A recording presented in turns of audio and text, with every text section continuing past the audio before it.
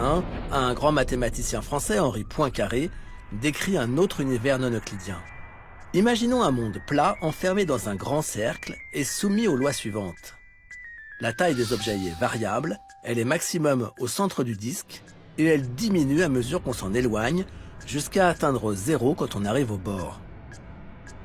Vu de l'extérieur, ce monde est limité, mais il est infini du point de vue de ses habitants.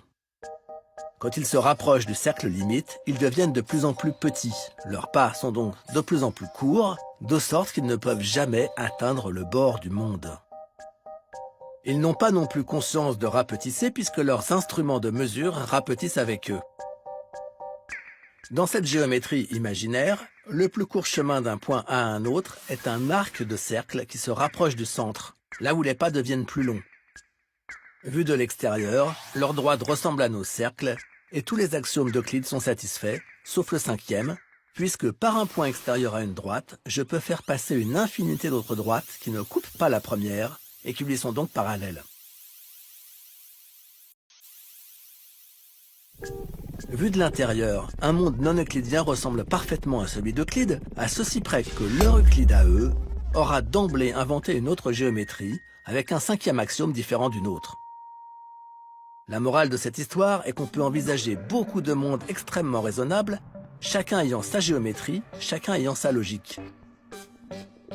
Alors vous allez me dire que tout cela, ce sont des mondes imaginaires. Et c'est bien comme ça qu'on a étiqueté au début les géométries non euclidiennes, comme des géométries imaginaires.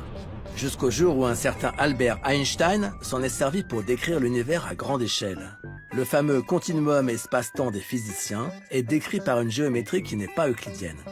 Et c'est peut-être l'une des choses importantes qu'ont comprises les mathématiciennes et les mathématiciens au cours des 2 derniers millénaires. Il n'y a pas une géométrie qui englobe l'ensemble des phénomènes, il y a des géométries qui portent en elles autant de visions du monde différentes. Pour décrire le déplacement dans mon jardin, la géométrie d'Euclide est parfaite. Pour décrire mes déplacements en train, c'est déjà une autre géométrie où le chemin le plus court n'est plus la ligne droite. Et quant à mes déplacements sur Internet, c'est encore une autre histoire. Suivant le phénomène étudié, une géométrie va être plus utile qu'une autre. Aucune n'est vraie ou fausse dans l'absolu, mais l'une peut être plus efficace que l'autre.